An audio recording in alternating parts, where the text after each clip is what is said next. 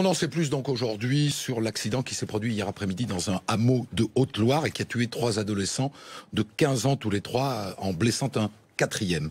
Les gendarmes ont retrouvé sur place des traces d'acétone et d'acide chlorhydrique et aussi un pistolet à air comprimé qui est utilisé dans les combats d'airsoft. L'hypothèse, c'est que ces 4 gamins étaient en train de fabriquer un fumigène artisanal dans le but de s'adonner ensuite, en se cachant derrière la fumée dégagée par le fumigène, à des combats d'Airsoft. Et merci à vous, Benoît Marius, vous êtes le président de la Fédération française d'Airsoft, d'être avec moi ce soir. On est obligé de commencer par expliquer ce qu'est l'Airsoft, parce que je me mets à la place des gens qui nous regardent. Je pense que plus de la moitié ne savent pas ce qu'est. C'est un jeu de combat, c'est ça? C'est un jeu dans lequel des équipes vont s'affronter. Oui. Mais ce n'est pas un jeu de combat. On combat pas en Airsoft. On joue ensemble. Donc ce sont des armes qui simulent les armes réelles, mais qui sont des armes en plastique, en fait? Alors, excusez-moi, je vous reprends. Il s'agit de répliques d'Airsoft. On fait très attention à cette au mot, parce que ce n'est pas une arme, il ne rentre pas dans la classification des armes. On n'empêche que ça ressemble à un M16 américain ou... C'est une réplique d'arme à feu. D'accord. C'est donc de l'air comprimé qui projette des petites billes en plastique? C'est ça. Enfin, biodégradable. Biodégradable. C'est des billes biodégradables. Et rien à voir avec le paintball, aussi? On pourrait dire que c'est un cousin. Mais il n'y a pas de peinture dans les billes en plastique? Il n'y a pas de peinture. La première valeur de l'airsoft est le fair play. Un joueur qui est touché se déclare hors jeu lui-même. C'est-à-dire, c'est celui qui est touché qui dit « j'ai été touché ». C'est pour ça que le fair play est très important en airsoft. Et donc, la plupart des joueurs, enfin, nous on espère tous les joueurs, sont fair play et vont dans le sens... C'est une activité de loisir ou il y a un championnat? Alors, c'est pas un sport reconnu, donc il n'y a pas de championnat. C'est juste une activité de loisir? C'est une activité de loisir, oui, tout à fait. Ce sont quoi, des copains, des garçons essentiellement? On a des filles, mais majoritairement, c'est surtout des hommes qui pratiquent, oui. Et maintenant, je voudrais vous faire écouter les mots extrêmement durs prononcés à votre rencontre par le procureur de la République de Haute-Loire cet après-midi.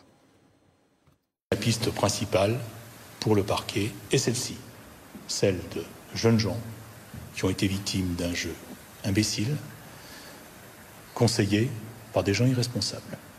Un jeu imbécile conseillé par des irresponsables. Est-ce que vous conseillez aux participants de fabriquer des fumigènes?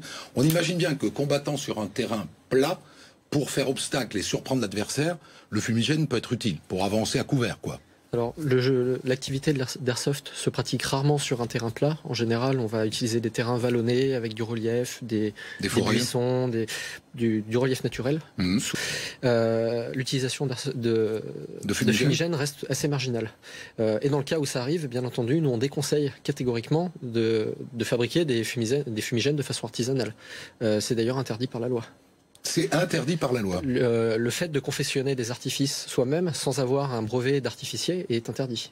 Alors, je suis allé sur votre site internet, j'ai tapé sur le petit moteur de recherche fumigène. Effectivement, il n'y a rien qui sort sur le site internet de la Fédération d'Airsoft. Mais dès qu'on va sur les sites qui vendent derrière l'Airsoft, et notamment les fameuses répliques d'armes, il y a des fumigènes à vendre. Tout à fait. Entre 4 et 15 euros, en gros. Tout à fait. Alors, il faut savoir que ce sont des fumigènes qui sont autorisés en France, qui sont homologués et qui sont sûrs à l'utilisation.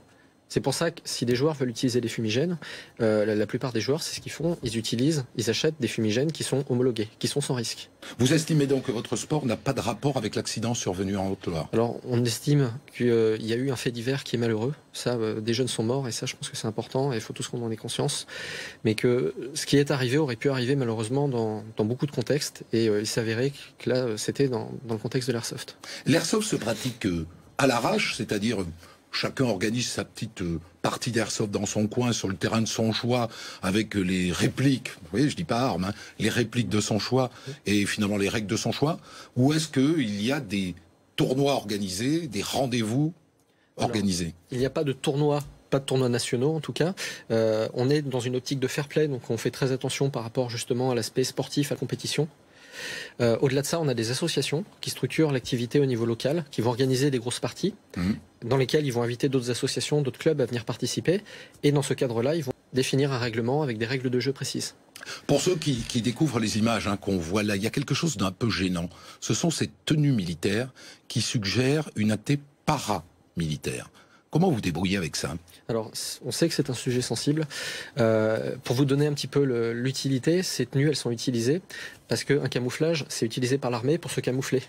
Ça sert à la même chose dans une partie d'airsoft. Pour se camoufler, on va gambader dans les ronces, c'est quelque chose qui nous protège aussi. Et puis tout l'attirail, les gilets tactiques par exemple, ils ont une réelle utilité pour porter les billes, pour transporter tout le matériel qu'on va utiliser dans les parties. Mais ça n'a pas besoin de ressembler à des militaires. C'est-à-dire on peut imaginer que s'investissent dans ce sport des gens qui ont une volonté de combattre, une volonté d'en découdre. Alors on peut s'imaginer plein de choses. Maintenant les associations, elles sont très attentives à ce genre de personnes qui peuvent causer du tort à la discipline justement. Et comme je vous disais tout à l'heure, notre première valeur, c'est le fair play. Et par rapport à ça, tout le milieu se structure autour de cette valeur et fait en sorte justement que les joueurs qui viennent pratiquent d'une manière responsable, ce que, si vous avez vu notre site internet, on appelle les pratiquants respectés. Bon, en même temps, votre difficulté, c'est que vous vous adressez en gros à des adolescents, garçons, dans les 15, 16, 17 jusqu'à 20 ans, 25 ans. Alors en fait, à partir de 18 ans. L'airsoft pour les mineurs est très réglementé. Normalement, un mineur n'a pas le droit d'avoir une réplique de plus de 0,08 joules, ce qui est très peu. 0,08 joules, c'est la puissance de projection de la bille. Exactement. Ce sont des répliques très peu puissantes. Malheureusement, on a toujours des mineurs ou des parents qui sont pas forcément au courant de la législation à ce niveau-là, qui vont s'équiper ou équiper leurs enfants. Votre message donc, pour que ça soit clair pour les gens qui nous regardent, votre message donc, on ne fabrique pas de fumigène soi-même pour pratiquer l'airsoft, c'est ça? Tout à fait. Il faut une pratique responsable. Nous, la Fédé, on est là pour ça, pour rappeler ça aux gens. On a un loisir qui est sensible. Il faut absolument que les gens, les airsofters, soient au courant. Il faut qu'on fasse attention à notre activité. C'est normal, il en va de sa survie et puis pour éviter des incidents comme celui qui est arrivé hier. Merci Benoît Marius d'avoir répondu à nos questions ce soir. Merci.